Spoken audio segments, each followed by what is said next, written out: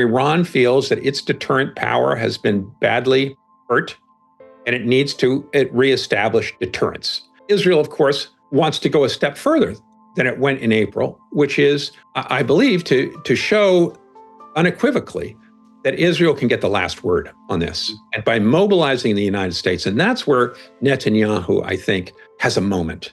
Some people are attributing a fourth motivation to Israel. This is kind of a standard thing that comes from some corners when Israel escalates, which is they want a war with Iran and they want the U.S. involved on their side in a war with Iran. Well, I mean, I would say at a minimum that thought must not appall them because they know that's like one possible outcome. You're absolutely right. You're absolutely right. Look, this does Netanyahu a number of services, and one major service that began with his speech in Congress is to shift the focus from Gaza to Iran.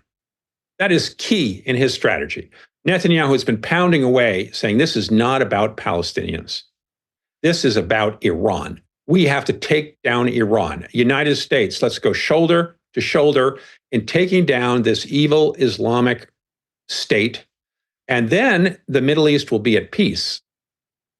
The Houthis, the Hezbollah, Syria, all of them will be, in a sense, liberated from this octopus's grasp. But what do you think the then looks like from Israel's point of view? Like, you win the war with Iran in what sense? And you probably do win if you've got the U.S. on your side. Then again, I mean, Iran, I suppose Russia's not really in a position to provide a lot of help for Iran. So let's stipulate we in some sense win, but what does that look like? I mean, do you have to, do you occupy Iran? What, presumably a big goal is to wipe out all, advanced nuclear processing facilities and make sure that sticks. What does that look like from Israel's point of view, the ideal outcome of a war with Iran? Well, I think what Israel, if we take the logic of this, Israel was badly hurt when October 7th was carried out successfully, or at least as successfully as it was carried out. It made Israel look weak.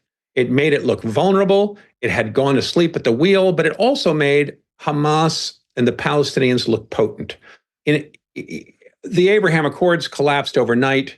I have a little anecdote which I've used once before on the show, which was that I was invited to speak to the Defense College of Oman, of all places, just a few days after this. And all the questions by the officers, about 70 or 80 officers who were listening to this lecture, were Israel's weak, America's weak, the Islamic world and so forth is on the march. And they were saying that as a result of October 7th?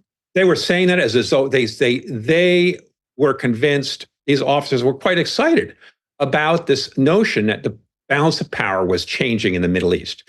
And I think that one of the things top of Netanyahu and his government's mind has been to really smash any of those hopes, right? That you have to put paid to any sense that Israel is on borrowed time, that there's a Salah ad-Din out there that could come and hurt Israel. And of course, there's a secondary agenda, which is to keep the international community from getting behind the notion of an independent Palestinian state. Because immediately after October 7th, President Biden, when he first had to say something, said that we cannot return to the status quo. We have to move towards a two-state solution. Now, that is anathema to Netanyahu and his government. So they have to shut down that discourse, get total victory, put the Palestinians back in a box. And of course, the Palestinians aren't alone. So they need to discipline Hezbollah. They would like to defang Hezbollah, at least for the next 20 years, as they did in 2006 in the fighting, and also shut Iran up. Now, I think Israel was very gratified in their April attack, when they killed a bunch of Iranian generals in Damascus, in the embassy, Iran in the Iranian, an Iranian embassy in Damascus. What Iran considered its own territory, in effect, within Syria, and that's why Iran responded. Well, that's one reason Iran responded. Right. It was a clear escalation on the part of Israel, and Iran felt it had to regain deterrence. So it sent 300 missiles and various drones and so forth towards Israel, all of which were shot down, or almost all of which, through this U.S. Gulf Israeli cooperation network, which worked very well. Now, Iran did telegraph it, and some people suggest it meant for its missiles not to get through, but it just to demonstrate that it would do this. Now, in a sense, we're facing a second moment that is a little bit like that, where Iran feels that its deterrent power has been badly hurt, and it needs to reestablish deterrence. Israel, of course, wants to go a step further than it went in April, which is, I believe, to show unequivocally that Israel can get the last word on this. And by mobilizing the United States, and that's where Netanyahu, I think, has a moment. If we look at his strategy, what does he have? Another year, 2 years? He could have more than that. But let's say he's good at hanging on. And I want to eventually get around to this distinction between Israel's interests and his.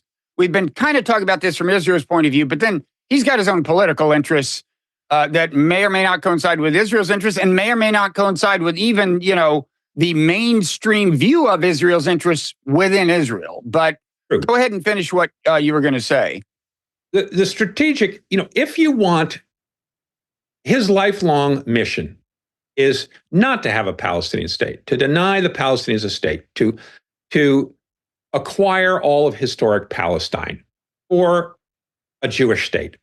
And he has worked hand in glove with the settler movement, in a sense, pushing the settler movement forward and scuttling things like Camp David and the various agreements, finding ways to draw them out, pedal the bicycle and stationary, to keep it going without. And this is a theme of his whole political career, basically. I mean, this is a true part of his ideology. He does not want to solve a two-state solution to this problem. And he's maintained that, for over 20 years. And even when he was a young man in the United States, his earliest interviews suggest this is he does not believe that the Palestinians are ever going to accept an Israeli state, and he just doesn't want Palestinian state.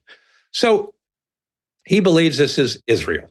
So if you want to compete that, if he is thinking about his legacy and completing this legacy, not just, everybody says, oh, he's just got to keep his coalition together and he's in this struggle against time because he's trying to survive on the seat of power. There's that. I don't deny that, but I think there is a larger mission involved, which is that he has been working towards this for a lifetime. He wants to see it completed.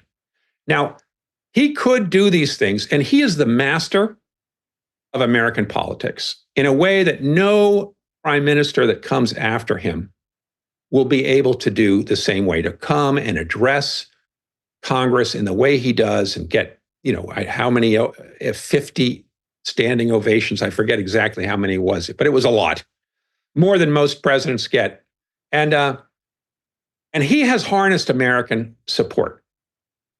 Pro-Israeli groups in the United States are at a peak of power.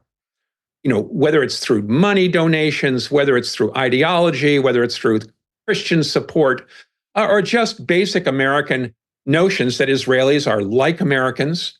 They're engaged in this struggle against barbarism. As he put it in Congress, as Netanyahu put it, it's civilization against barbarism.